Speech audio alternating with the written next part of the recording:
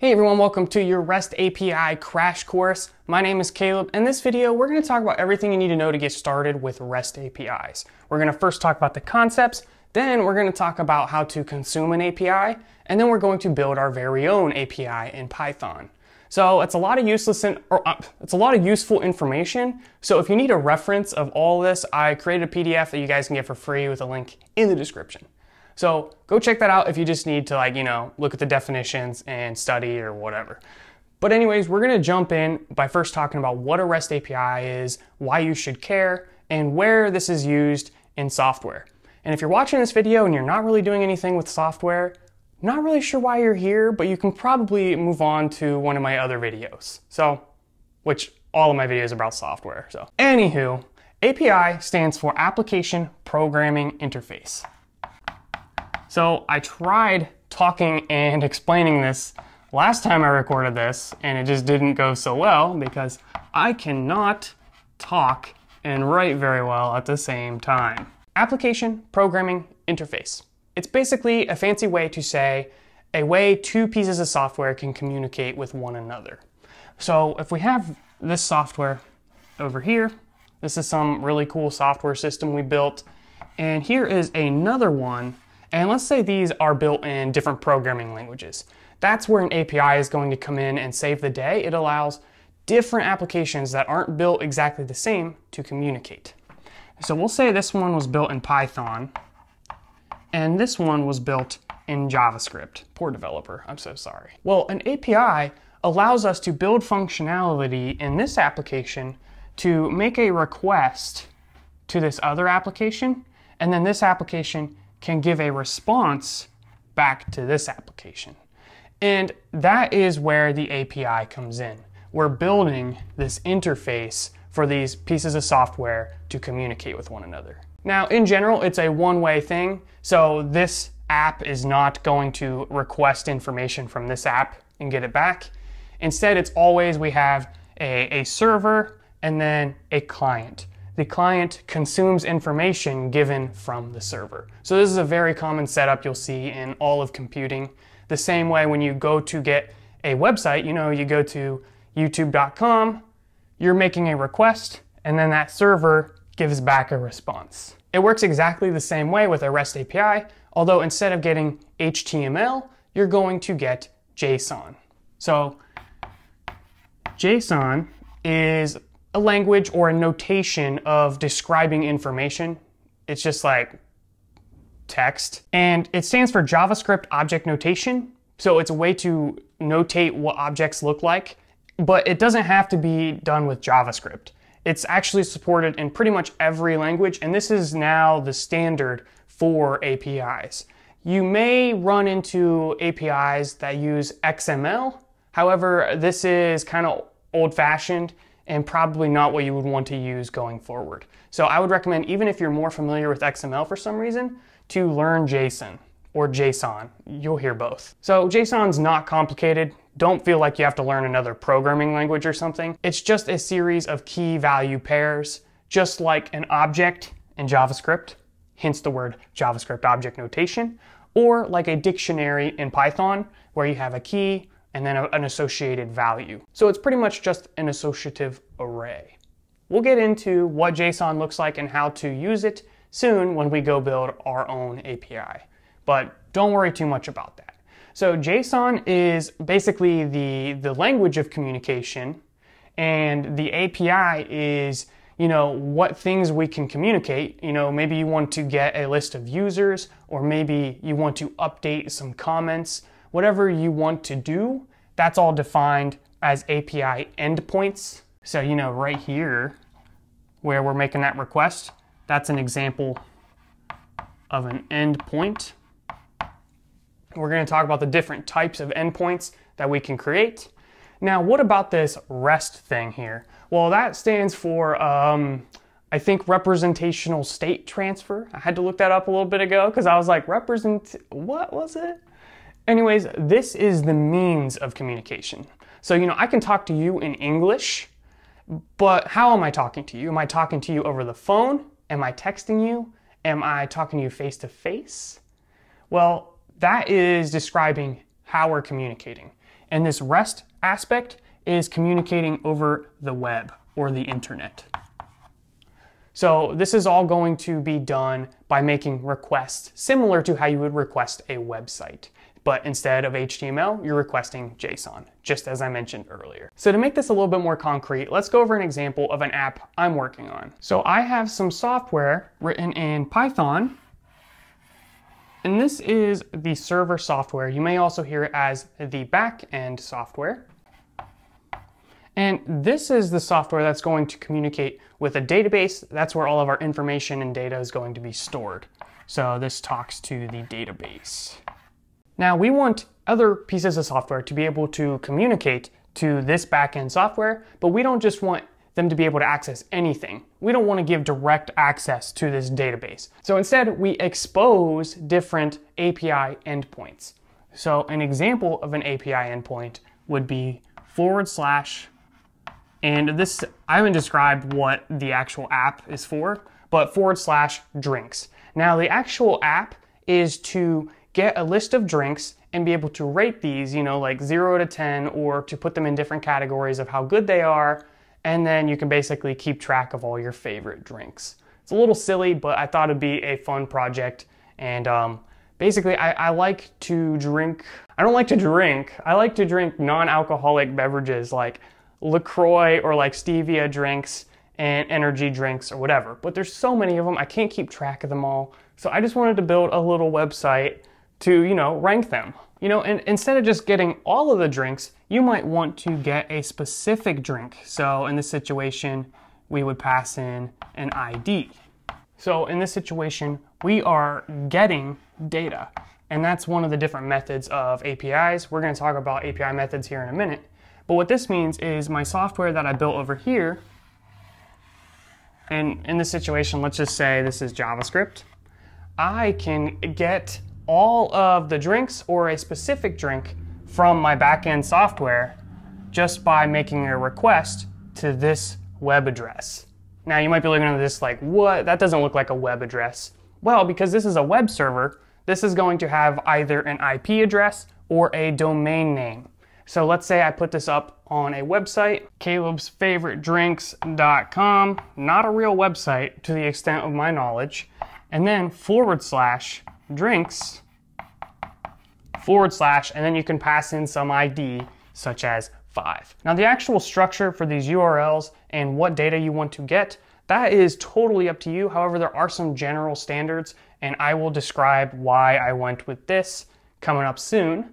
But basically we have the list of data we're trying to get from, and then we pass in which specific element we want.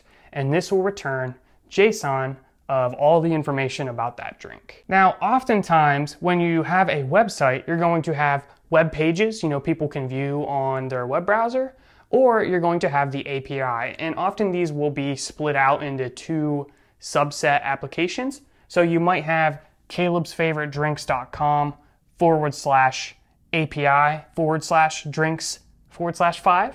Or another common thing is to have a different domain such as api.calebsfavoritedrinks.com.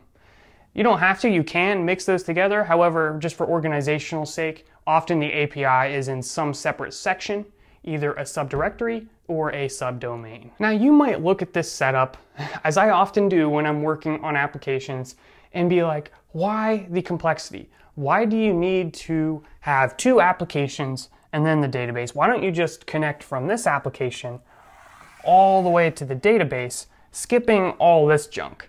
Well, obviously you can do that. You can do whatever you want, but this is not always advisable for various reasons. The biggest, importantest reason of not going from the client application directly to the database is security, specifically if you are using JavaScript. Now, oftentimes the client is going to be JavaScript because that's used for web pages. However, you could also make a console application or a mobile application.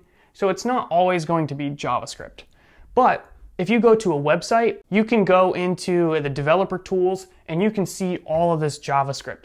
Or you can right click and view source and it'll have the JavaScript files linked there and you can view all of that.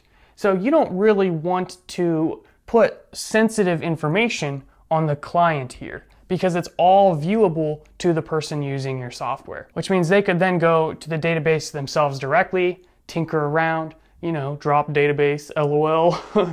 We don't want them doing that. So instead, we just expose specific things that we want people to see, such as the list of drinks.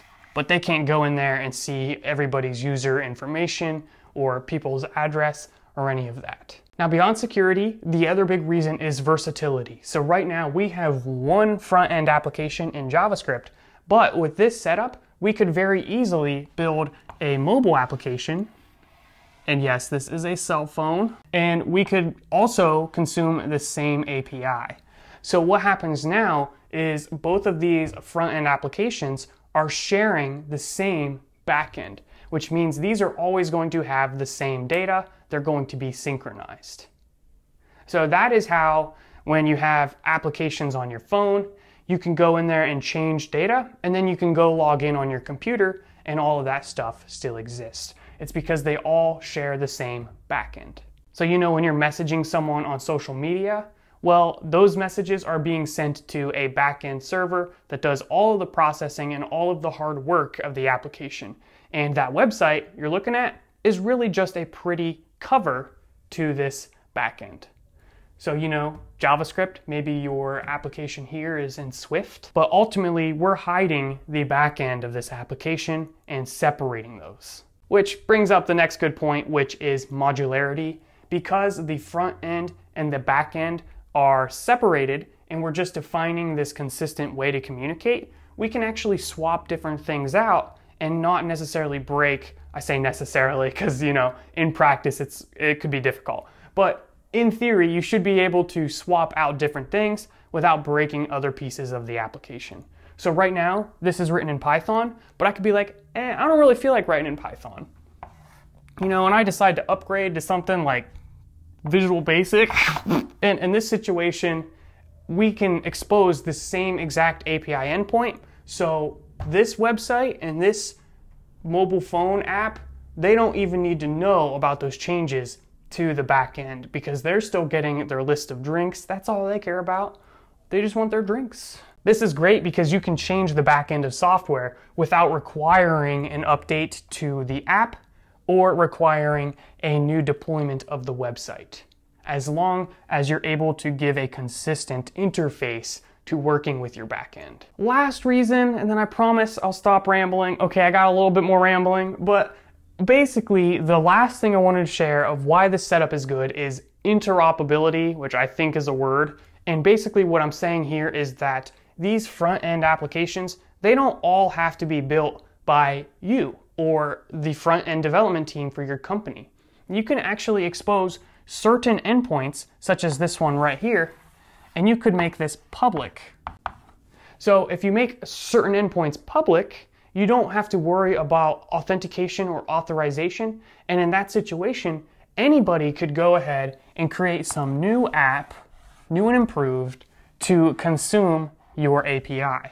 So, if I don't like the way Instagram looks, I can go create my very own Instagram viewer because they have an API that can be consumed.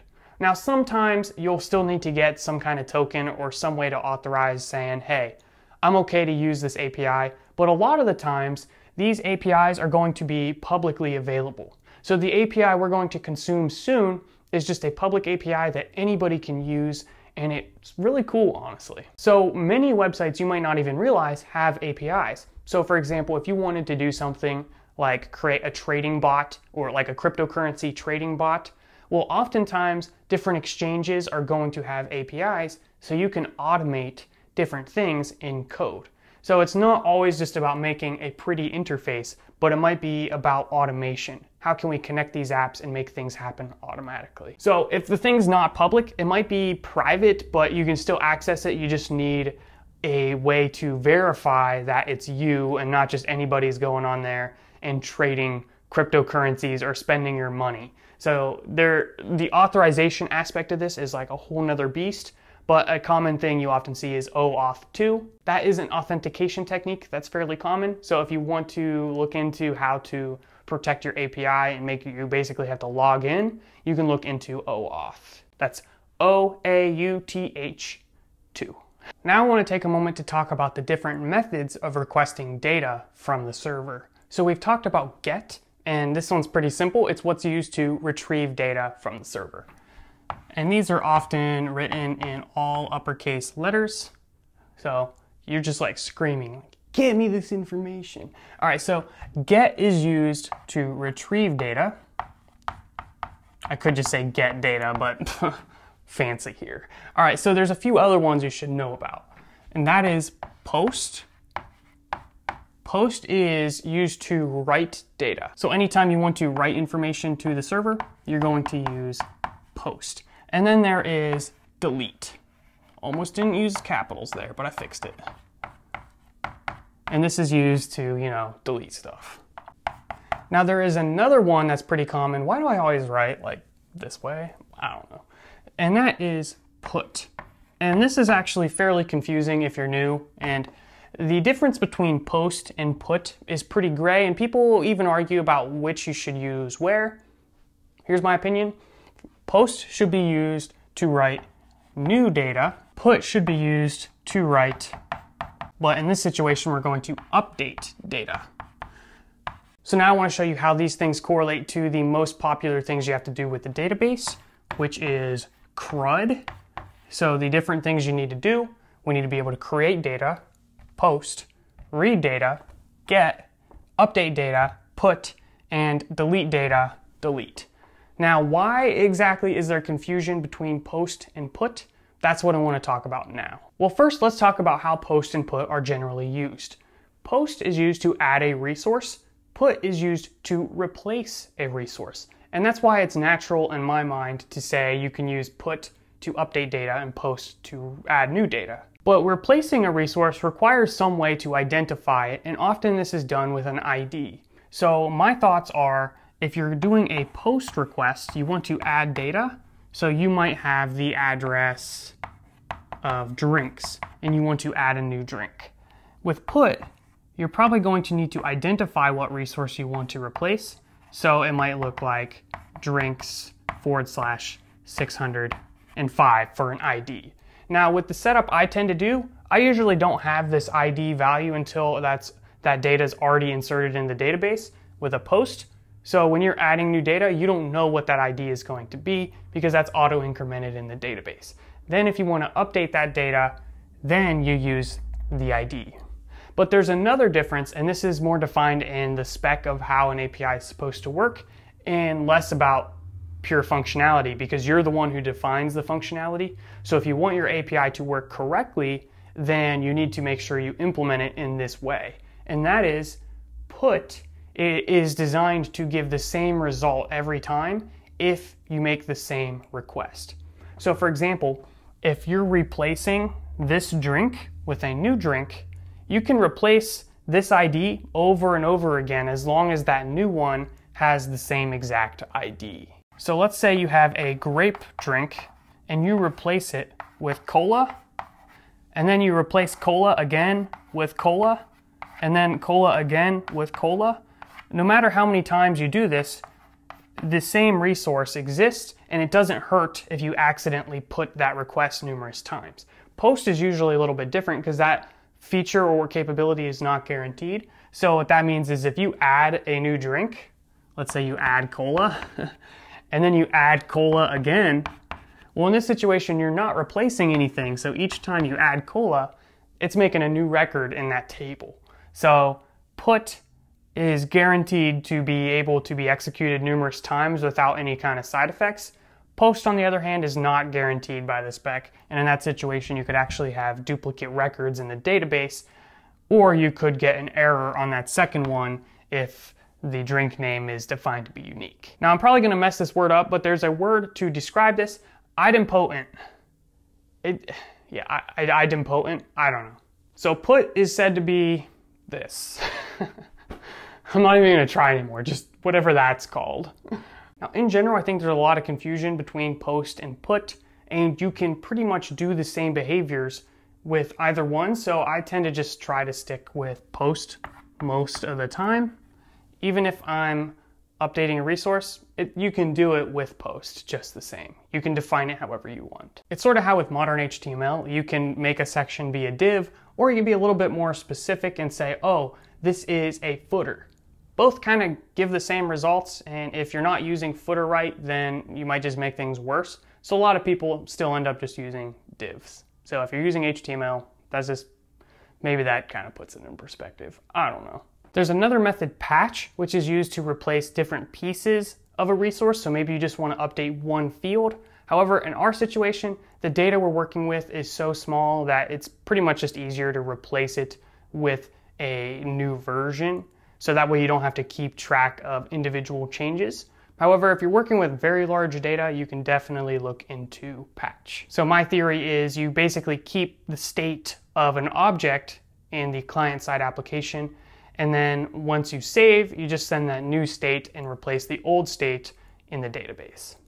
Hopefully that makes sense. All right, so let's get some practice with APIs. By consuming an existing API, we're going to take a look at Stack Overflow. So all of the questions on here, you can get access to this information through an API, so we can build an application to work with Stack Overflow. So to do this, you actually go to api.stackexchange.com, and in here you can see the documentation for all of this. So here's the different API endpoints.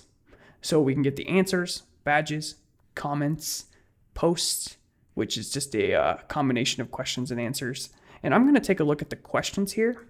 So we're going to get all of the questions. And here's an example of how you would invoke this. So you can hit run. And you can see in this web address, there's this question mark and then some variables with assigned values. And then an and sign, ampersand, and a sort. These are known as query parameters, and they can be used in this situation to modify the results of the API. Now, if you want to know how to actually invoke this without it running it in this little test window, you basically just take this address here and you would paste it after api.stackexchange.com like so. So that's what it's going to look like. Hitting enter, you get a bunch of data here. Not exactly as pretty as this, which by the way, this is JSON format.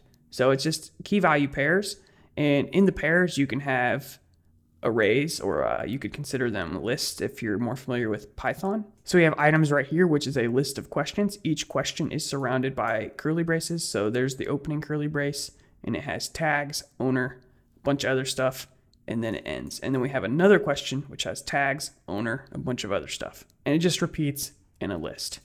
So what we're going to do is we're going to work with this API. So a tool I would recommend you get is called Postman.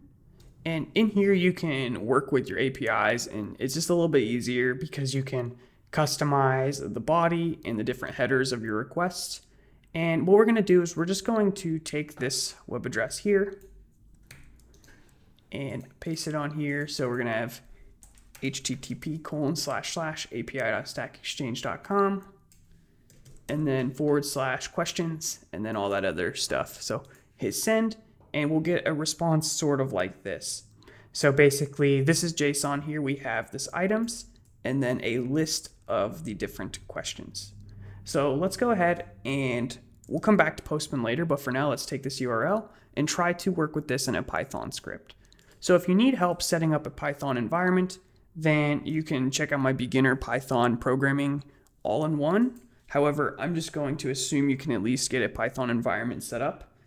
And we're in a Python file. What we're going to do is we're going to need a few tools. So we're going to say import requests and import JSON. So if this is your first time working with requests, you might need to install it. So what we can do is we can open a terminal and say pip3 install requests. All right, so now we have requests installed, and we should be able to make a request to a web page by saying requests.get and pasting in a web address inside of a string here. So let's just make sure this is nice and formatted properly like so. And that's going to return a response. So we can assign that to a response variable. And then what we'll do is we'll just print this response and see what we get. And you can see we get a response 200, which means okay. Now we can actually see the data that's returned by running .json as a method here. and that's going to give us all of the data exactly as we would if we requested it in the web browser or with Postman. So we got the items and then a list of all of the different questions. So we can basically zoom in on this, and instead of just having one key value pair where we have items and then a giant list, we could actually explore items specifically by passing in items here. So we're going to index for items and then run this now, and we have just a list now. So we're no longer working with the items, we just have a list of questions. So then what we could do is we could iterate over these. So let's get rid of this print, and we'll say for data in items. Or if you want to be more specific, you could say for question in items. This will be good for now. And then what we'll do is we'll just print data, and you can just print each one individually like so. Or you can be more specific and grab something like the title, which I know is an attribute of it. So running this, and you can see here are all of the titles. So that's pretty cool. So basically that is right here, the title. We're going to be grabbing each one of these. So every single item in this list. And you could also get something like the link if you wanted. So you could say print data link. And now we got a series of question and answers. And let's just print a space just to make it a little bit prettier. There we go. So here is the question. And then here is the link, which we can control click to open. And there you go. So maybe you could build some kind of application to help you find good Stack Overflow questions to try to answer before anyone else does. So you can be a little bit more specific. You know, you could go in here and you could check to see the answer count. Answer count is like 2 for this one. So maybe you only want to print the ones where the answer count is 0. So you could say if data, and then ask for the answer count is 0, then we want to print the data. And just to show you guys that it's working, we'll say else print skipped. And also just print another space at the end. Actually, I'll just take that out of the loop. There we go. So this is our setup now, and we can run this. And you can see skipped, and then we got a question, and then skipped, and then a question, another question.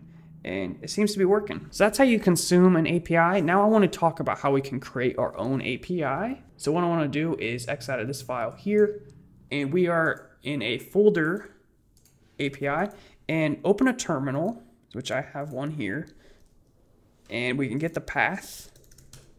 So just make sure you're in that directory.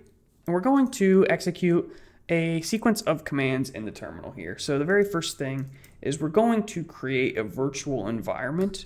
So to do that, you say Python 3-m virtual environment venv, and then give it a name such as .venv. And that's going to create a new folder in here for your virtual directory, which I talk about this in my previous video where we deployed a Python web app, but this is basically to isolate the dependencies for this specific application. Now what we can do is we can activate that by saying source and then traveling to it. So it's in the .venv folder, bin, activate. So that is how you activate a virtual environment. Then we can install our dependencies, pip3 install Flask. And we're also going to install pip3 install Flask SQLAlchemy. And that's going to be used to work with the database. So this is an example of an ORM, which I think is Object Relational Mapper. And we can output all of our dependencies in a file if we want. So we can say pip3 freeze and put this in requirements.txt. So anytime you add a new dependency, you'll want to do that just so all of our requirements are in this text file. So whoever uses this project in the future can get the dependencies.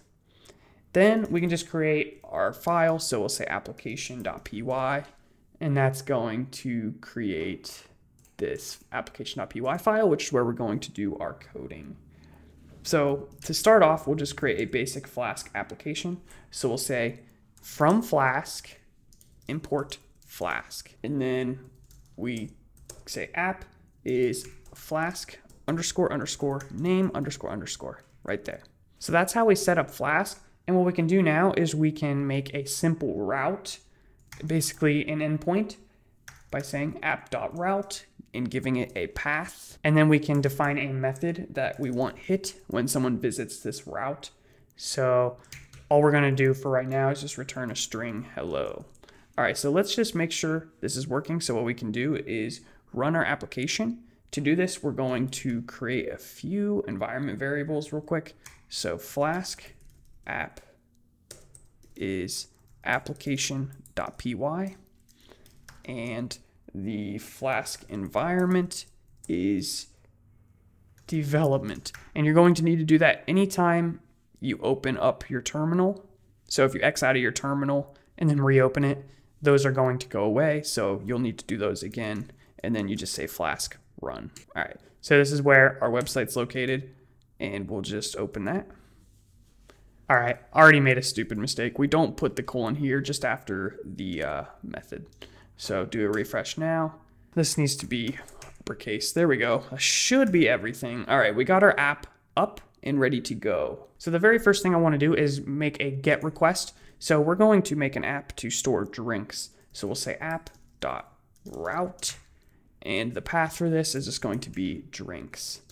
And we'll say def get drinks, and it's going to return something. We'll just say drinks for right now, but that's not a thing. So what we need to do is we need to put some code here to make it a thing. If you want to just test it out for right now, what you could do is you could return a dictionary, and let's just say we got drinks, and we'll just put drink data for right now. So we should be able to save that, and it'll automatically refresh. And then when we refresh our page, well, we go to actually /drinks, and we get some data back in JSON. So it's sort of working. Now we just got to worry about connecting to a database. So to do this, with the object relational mapper, we basically define all of the things we want to store in our database as models. So we're going to create a class. So we can do that up here. And all we're going to do is we're going to say class drink. And for SQLAlchemy, we just say db.model. So it's going to inherit from this. So it's already going to have various built-in functionalities. And that's how we can use it with SQLAlchemy. So then we define the columns, and we're going to put 3 of them in here. So we're going to have an ID. And the way you create a column is by saying db.column and passing in any attributes of it. So it's going to be an integer. And then we set it as the primary key by saying primary key is true. Next up, we're going to have a name, which is db column, and this one is going to be a string. So to do that, you say db string, and you can pass in a max length. We'll just say 80. And another attribute in here is unique true, if you want the name to be unique. And you can also say nullable is false, so you can't have any nulls. And then the last one on here we're going to use is description, and we'll say db.column. And this is going to be a string as well, and we'll just give this 120 characters. However, I'm not going to put any other attributes on the description. Now, we want to override another method in here, and that is called the repr method, R-E-P-R, for representation, probably. And for this, we pass in self, which refers to the object. So we can grab the object's attributes by saying self dot something. So we're just going to return a string, and this will be invoked whenever we try to print out the drink in a list. So you'll see what I mean here soon. So we'll say f to make a parameterized string, and we can say self.name, and then maybe, a hyphen, and then self.description. All right, cool. So that is how we create a model. And what we're going to do is we're going to set up our database with a table for drinks. And to do that, the easiest way is to use the Python terminal. So what I'm going to do is I'm going to quit our server, Control-C, and then I'm going to say Python 3. So that's going to open up the interactive mode in Python. And what you can do is you can say from application import DB.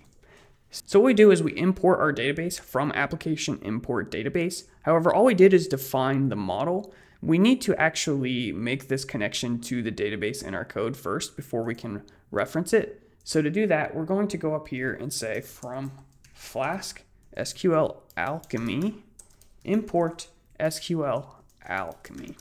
So all lowercase and then SQLA is capital here. Then to get that DB variable, we just say DB is an instance of SQLAlchemy, and we're going to pass in our Flask app. So that's the setup for SQLAlchemy. The last thing we have to do is we need to configure our database so we can connect to it. So we say app.config, and we're going to pass in a string here, SQLAlchemy database.uri. And you don't have to have all of this stuff memorized. You can find this in the documentation for Flask fairly simply. And then we're going to say SQLite and then 3 forward slashes data.db. So that's how we say we're going to create an SQLite database called data.db in the same directory. And then I think this db variable actually will come after this config. So we'll paste that there, and there we go. So we should be able to X out of the Python interactive mode, restart it, and now what we should be able to do is say from application, which refers to our application because we named it application.py, import db.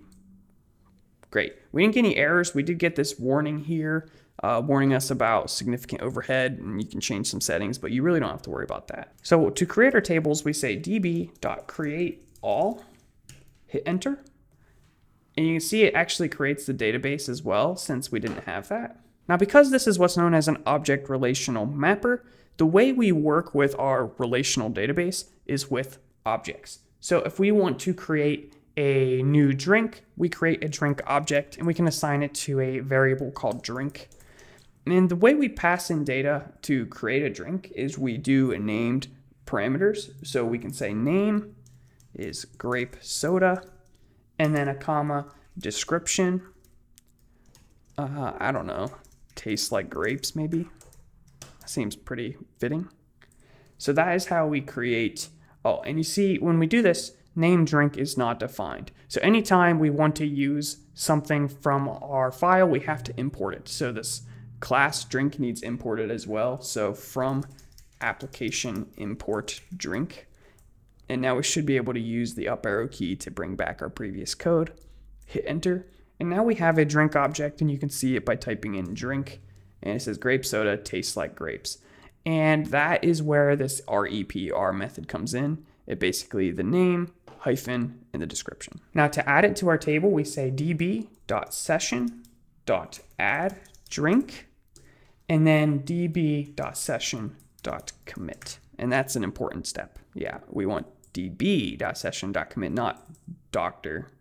Psh. So db.session.commit. Now we should be able to get all of our drinks by saying drink.query.all. Hit enter, and you can see it's a list now with just one element, grape soda. So if you wanted to add another drink, what we can do is just go through that process again. So we'll do this one inline. So we'll say db.session.add, and we'll create a drink. The name, we'll call this one cherry, and we'll give it this description. And this cherry drink I drink tastes exactly like this cherry ice cream that I used to eat. So it tastes like that one ice cream. All right, perfect. Hit enter, and then db.session.commit. Now let's check drink.query.all. Hit enter, and now you can see we have multiple elements. We have grape soda and cherry. So then we can exit and go back to Flask. Let's say Flask run. So we got our server running, but now we need to create a way to get those drinks inside of this route right here. So it's going to be pretty similar to what we did earlier. If I can scroll up just a little bit. We said drinks.query.all. So let's go ahead and do that in this code right here. We will say drinks is equal to drink.query.all. And unfortunately, it's not something that we could just put right here by saying drinks. That'd be nice, but I'll show you what happens. So what we can do is if we refresh this page and it says object of type drink is not JSON serializable. I've worked around trying to figure out how to make this as easy as possible. I really didn't come up with too many great ideas, but here's basically what I decided. We're just going to build a list. So we're just going to basically write out what the JSON should look like. So we're going to say output is just an empty list. From here, what we're going to do is we're going to iterate through the drinks. So we'll say for drink in drinks, and we're going to describe what it will look like inside of a dictionary. So the end goal is to have a list of dictionaries. So we'll just say drink data is a dictionary where name comes from drink.name and the description comes from drink.description, like so. And then once we got that dictionary, all we have to do is say output.append and pass in drink data. So that's going to add that dictionary to this list right here. And it's going to do that twice, one for each drink that's currently in the database. And then what it'll do is we'll just say drinks and pass in output instead. So now we have a nice list of dictionaries, and that should be serializable. So what we can do is do a refresh over here, and there we go. We have an outer object and then key value pairs, one key with the pair of a list of dictionaries. So a very similar format to how the API for Stack Overflow looked. Now what I want to do is I want to create the ability to pass in an ID in here. So let's say we passed in a 1 and we were able to get the first drink. So let's go ahead and build that functionality. I'm going to clean up my screen just a little bit here because we're not going to need this terminal right now. I'm just going to shrink that. And I'm going to hide our different files on the side there. So what we do now is we create a new route. So app.route. And this is also going to be to drinks and then / and you can use less than and greater than signs to define a parameter here. So that's going to be substituted for a specific number. Now, a lot of people debate on whether this should be plural or singular since we're grabbing one drink. I decided to do it plural, and I'll show you why. So I found the Stack Overflow question, singular or plural name of resource while creating it. And this person talks in here, and there's a bunch of different thoughts in here about the best way to do it. And as I was reading this, I looked up at the web address and I saw questions, plural, with the ID. So I was like, I think I'm sold. I'm just going to keep it plural. So that is why I decided that. So let's go back to our code in here, and we're going to create a new method. So we'll say def get drink, and this one's going to have a parameter ID. So instead of having a drinks variable, we're going to have a drink variable. And now we're just going to get a drink. So to do that, we can say drink.query.get or 404. It's kind of a tongue twister there. And from here, we can pass in the ID. That's going to give us a drink object, and then we can just return that and build a quick dictionary. So we'll say JSONify, and we're going to build out the JSON. The key is going to be name. That's going to come from drink.name. And then the second key is going to be description, and that's going to come from drink.description. So dictionaries are serializable instantly. You actually don't even have to call JSONify here. So you can just return dictionary like so. But sometimes you'll need to call JSONify if you're not working with a dictionary. So I think that should work. Let's save and let's go back to our web page. And you can see we get one drink back. And we can try it again with ID 2. We get that second drink. And then we can try ID 3 and we get not found because there's not a third drink in there. Now I wanted to show you real quick, if you go back to ID 2 here, you can right click, inspect, and get a little bit more information about this request. So hit network and then do a little refresh. You can see this request here, and it's a GET request. The response was 200 OK. And you can see the content type is application JSON. It's a little bit different than if you're on a web page what we can do is we can inspect on here and go to network, get that first request on here, and that's 200 OK, also a get, but this time the content type is text/HTML. So yeah, just wanted to call that out for you guys. Let's go ahead and go back. And now I want to talk a little bit about adding a new drink. So let's go ahead and create another route on here. We'll say app.route. The path is going to be drinks, and you can actually have another parameter in here, which is methods, and say post, which is good to do if you're defining for a post request. You can put any of the methods in here. You could put get or delete or whatever. And you can actually condition, so you could check to see what method the person's requesting. So you could in theory define all of this in one method, and then, you know, check to see if they're trying to get all the drinks or add all of the drinks. However, I like to just have a little bit more separate, so I put them in separate methods here, and we'll just create a separate method. So add drink. Now this one's going to be a little bit more complicated because we actually have to get the request data. So when the person calls this, they're going to pass in the structure of what a drink should look like. So we're going to get this by creating a new drink. And where are the attributes for the drink going to come from? Well, the name is going to come from request.json. So that's how you can access the JSON data that they send. It's through request.json, and we're going to be looking for name. And then we're going to do the same exact thing for the description, and that is going to come from request.json description. There we go. Now we can add these by saying db.session.add and pass in the drink, db.session.commit. Then what we could do, we can return whatever we want. We could say successfully added, or you could do the ID. So if you wanted to return the ID, it's going to look like return ID :drink.id. So that ID attribute is going to be added to this drink object. So that's pretty convenient. Save that. And now let's give it a try. So we'll go over to here, but we can't really pass in all the data for our requests real easily. So this is where Postman comes in handy. So from here, what we can do is we can define what a drink should look like in JSON inside of the body of our request, and then we just set it to post. And also we'll want to update our web address, so you can copy that from right here, paste that there. And what we're going to do is we're going to give this a name. Let's zoom in a little bit. What's the name going to be? We'll call it Cola.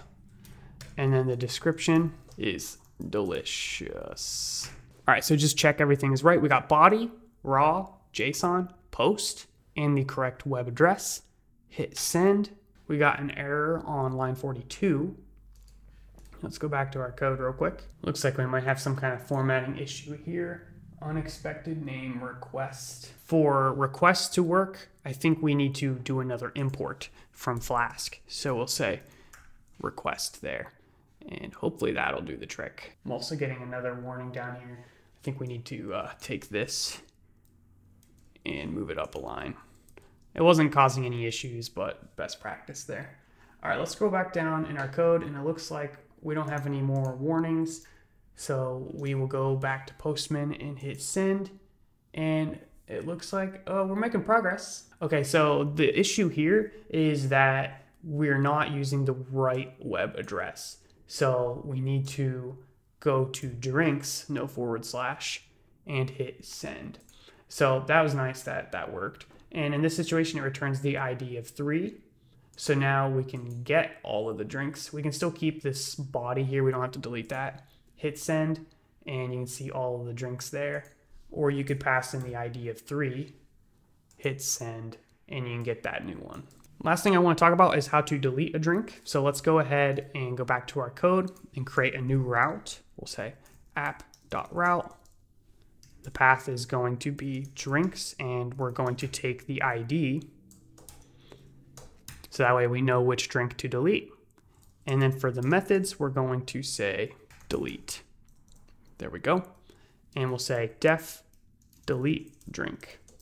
So for this, to delete a drink, we're going to say db.session.delete and pass in the drink structure. The best way to get this drink structure, I thought, would just be to get it from the database. So we're going to create a variable drink and say drink.query.get and pass in the ID. So I'll take the ID as a parameter from this web address. And then after we delete, we say db.session.commit. And I was having a little bit of an issue. Now, in general, I haven't done a lot of like error checking and different edge cases. However, I was getting it where I would delete a drink and it wouldn't exist and I would get an issue. So I decided just to add a little bit of extra casing here. So if drink is none, what we're going to do is we're just going to return, and I'm just going to say something like error not found or something. Or you could return a 404, just showing some different options here. And you know, if that doesn't happen, then I'm just going to assume everything's good. And we're just going to return, we'll say message. And I don't know, we'll just say something like yeet. There we go. Okay, let's test this one out. For this, what we're gonna do is we're going to do a delete, and we don't have to pass in anything with the body. Just to show you guys, I'll delete that just to make sure it's clear. We do pass in the ID here, however, hit send, and it says yeet. If we hit send again, it says error not found. So that is how you do the most basic API calls. We have the ability to get all the drinks, a specific drink, add a drink, or delete a drink. I didn't really do anything for updating a drink, but a drink is so simple. Like, I feel like you could just delete a drink and then re-add it. Or if you want to practice, you could try some put requests here. But that's all I got for you guys for the basics of creating an API in Python. There's a lot more to it, but hopefully that'll get you started.